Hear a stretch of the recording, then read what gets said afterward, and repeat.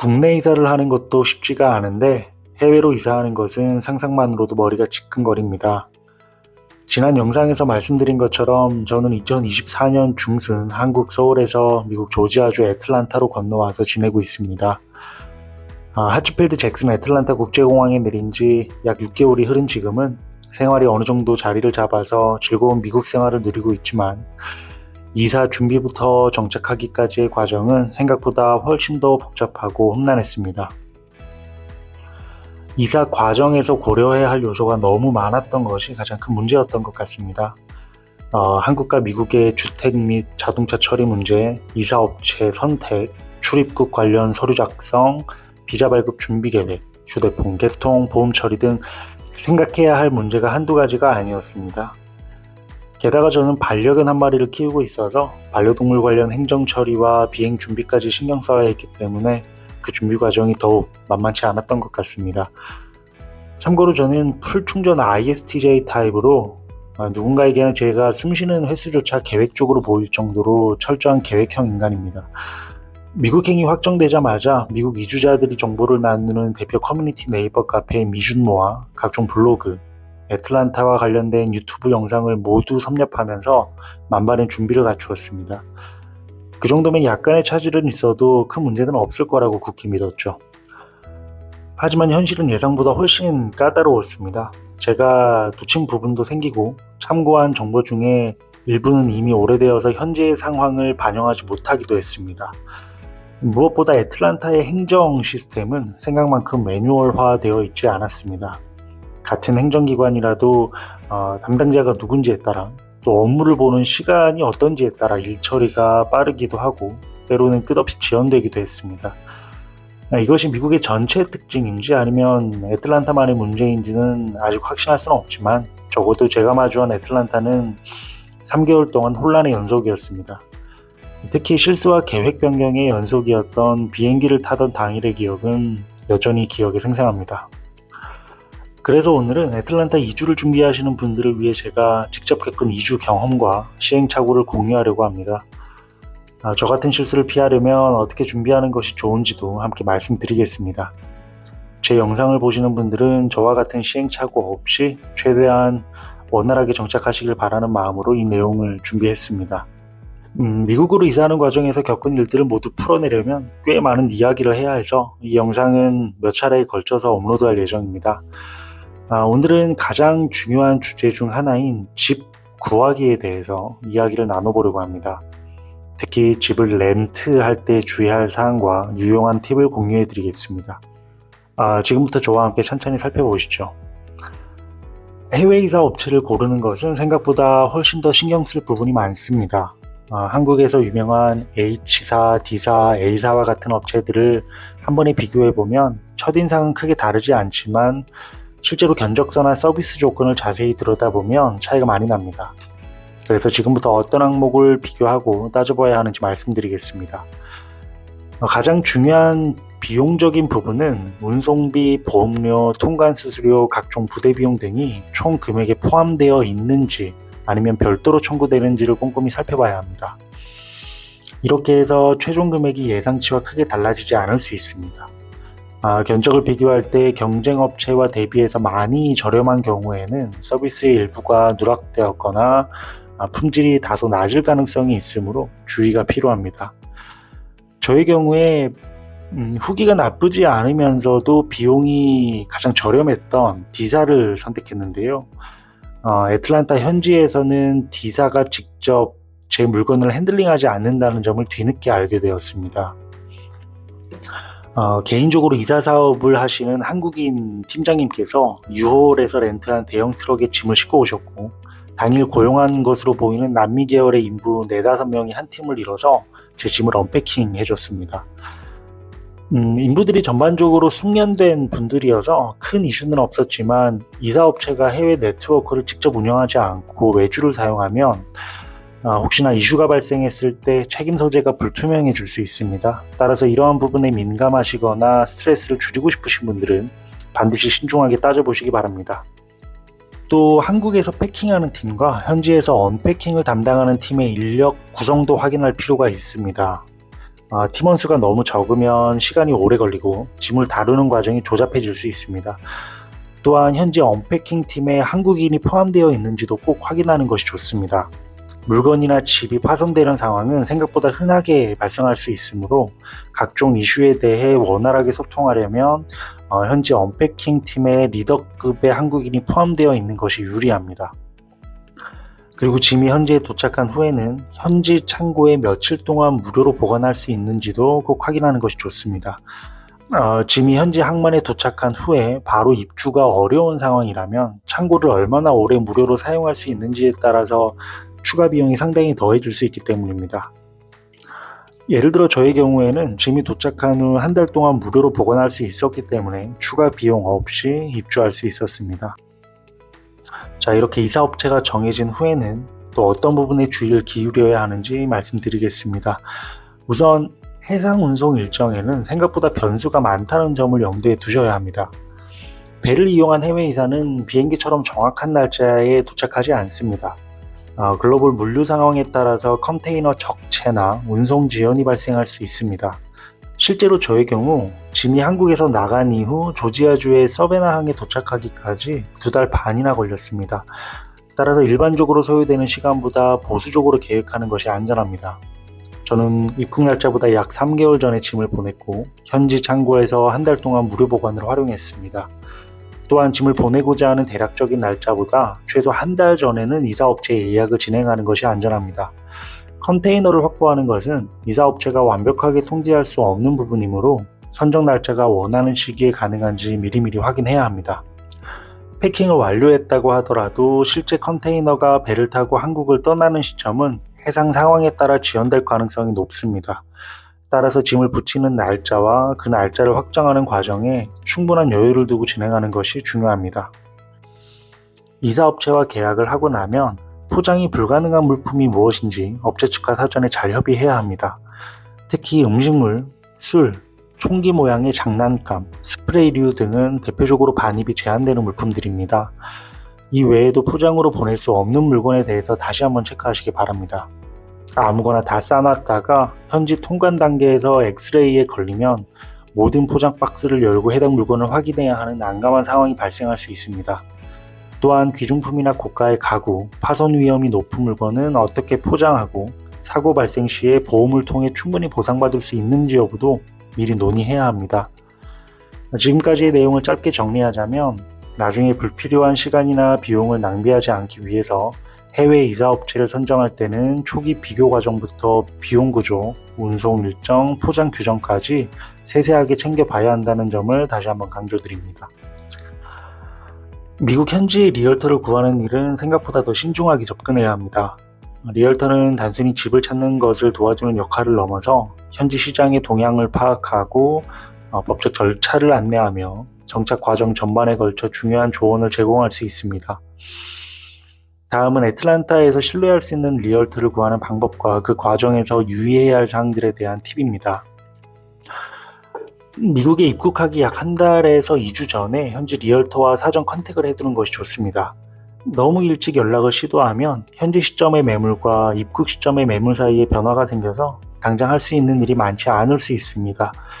따라서 2주에서 한 달 사이에 연락을 취해서 원하는 주택의 조건을 리얼터에게 전달하는 것이 가장 효율적입니다. 저의 경우 입국 약 3개월 전에 리얼터에게 연락을 취했습니다만 실제 매물에 대한 구체적이고 의미 있는 의견 공유는 입국 약 2주 전부터 본격적으로 진행되었습니다. 리얼터를 선택할 때는 원활한 커뮤니케이션이 가능한 현지의 한인 리얼터를 추천드립니다. 애틀랜타에는 한국 커뮤니티가 형성이 많이 되어 있어서 한국어를 구사하는 리얼터들이 활동하고 있습니다. 네이버 카페 미준모에서 리얼터 추천글을 검색하시거나 직접 추천 요청글을 올리시면 많은 분들이 쪽지를 보내거나 댓글을 남겨주실 겁니다. 저의 경우 미준모에서 추천받은 2분의 리얼터에게 동시에 연락을 드렸고 2분 중 소통이 더 원활하고 제가 원하는 조건에 부합하는 분과 최종적으로 계약을 진행했습니다. 리얼터와의 소통이 빠르고 정확하게 이루어지는 것이 중요합니다. 제가 함께 진행한 리얼터님은 집을 구하는 것 외에도 미국 정착 전반에 대한 팁과 노하우를 친절하게 알려주셔서 정말 큰 도움을 받았습니다. 이러한 리얼터는 단순한 집 중개인을 넘어서 새로운 환경에 적응하는 데 필요한 다양한 정보를 제공해 줍니다. 따라서 리얼터를 선택할 때는 단순한 매물 소개뿐만 아니라 정착 과정에서의 전반적인 지원 가능 여부도 확인하시는 것이 좋습니다. 리얼터를 구한 후에는 내가 원하는 주택의 조건을 최대한 상세하게 전달하는 것이 중요합니다. 그렇지 않으면 리얼터가 나와 잘 매칭되지 않는 매물을 소개하게 되어서 시간과 체력을 굉장히 낭비할 수 있습니다. 한국보다 훨씬 더 넓은 공간과 다양한 조건들을 고려해야 하므로 다음과 같은 사항들을 구체적으로 정리해서 리얼터에게 전달하시면 좋을 것 같습니다. 거래 형태, 계약 시작일과 기간, 하우스 타입, 원하는 지역, 예산 범위, 거주 인원과 반려동물 여부, 카페 선호도, 방과 화장실의 개수, 야드 선호도 등이 그것입니다. 이러한 정보를 구체적으로 정리해서 리얼터에게 제공하면 적절한 매물을 빠르게 찾아볼 수 있어서 시간과 노력을 절약할 수 있습니다. 미국 현지의 리얼터를 구하는 과정은 신중하게 접근해야 하며 특히 애틀란타와 같은 대도시에서는 현지 시장에 대한 이해와 신뢰할 수 있는 리얼터와의 소통이 중요합니다. 위에서 언급한 사항들을 참고해서 리얼터를 선택하고 원하는 주택을 효율적으로 찾으시기 바랍니다. 다음은 집주인과 최종 계약을 맺기 전에 꼭 확인해야 할 중요한 사항들에 대해서 이야기해 보려고 합니다. 애틀란타에서 많은 단독주택에서는 백야드나 프론트야드의 잔디 관리가 중요한 요소입니다. 계약서에 야드 관리가 집주인의 책임인지 임차인의 책임인지 명확히 명시되어 있는지 확인해야 합니다.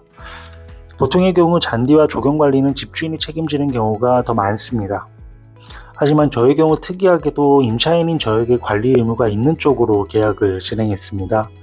이 사실을 저는 미리 인지하고 있었고 사실 잔디 관리도 직접 해봐야 나중에 내 집을 매매할 때 싱글하우스에서 살 수 있을지 감을 좀 잡을 수 있을 것 같아서 도전을 한번 해보고 싶은 마음이었습니다. 그럼에도 불구하고 매번 번거롭게 잔디를 직접 깎을 수는 없기 때문에 이번 여름 시즌에 파트타임으로 인부를 한 분 고용했습니다. 1회 방문할 때마다 $60 정도를 지불했고요.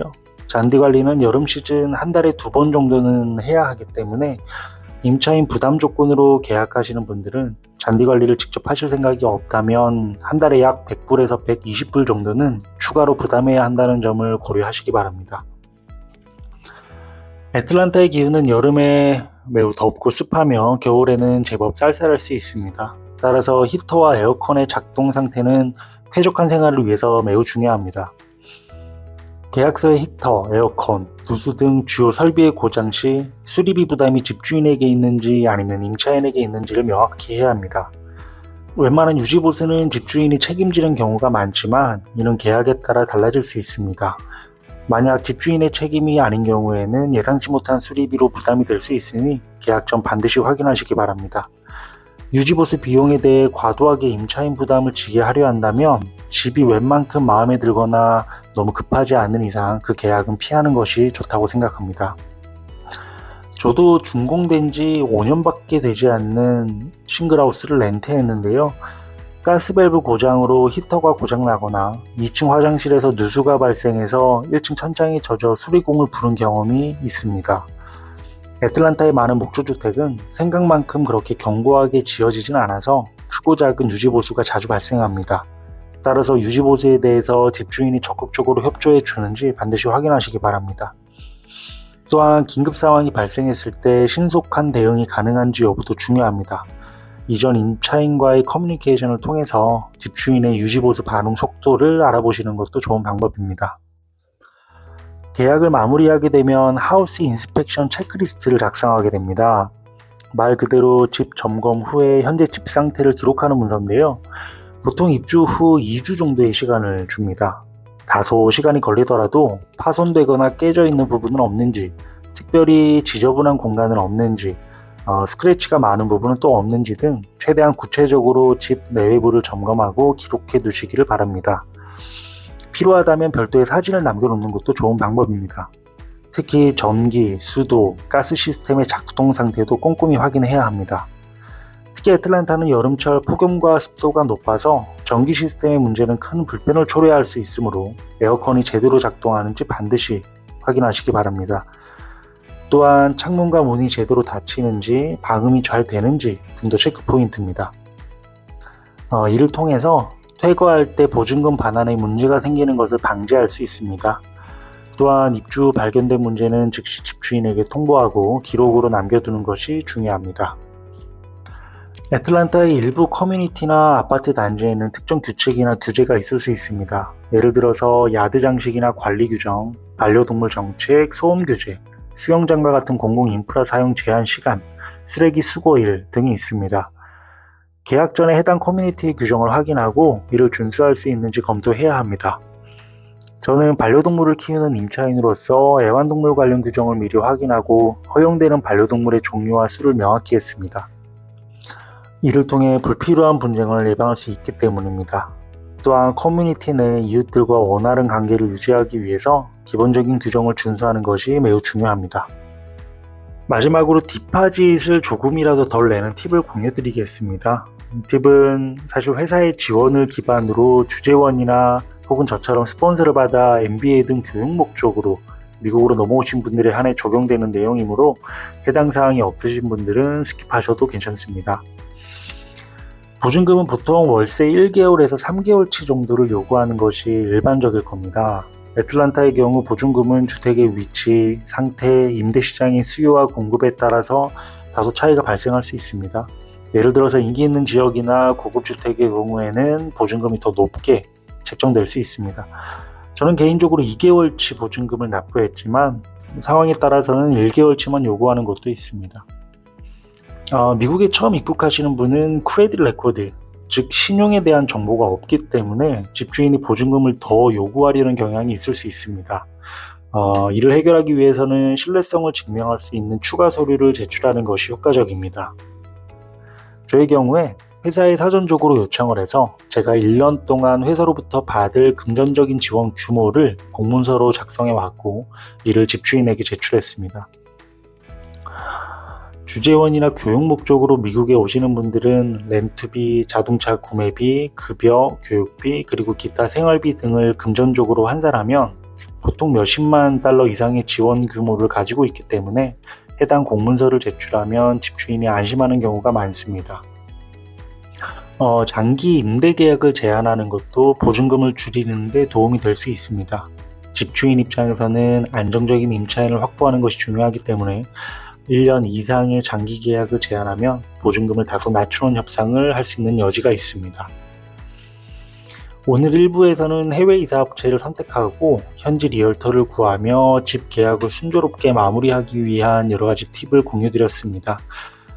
다음 2부에서는 이렇게 구한 집에 유틸리티를 연결하는 방법, 임차인 보험을 가입하는 과정, 그리고 집을 구하는 과정에서의 여러 가지 이슈들에 대해서 다루겠습니다. 애틀란타로의 이사를 준비하시는 분들의 많은 기대를 부탁드립니다. 다음 영상에서도 유용한 정보들로 찾아뵙겠습니다. 감사합니다.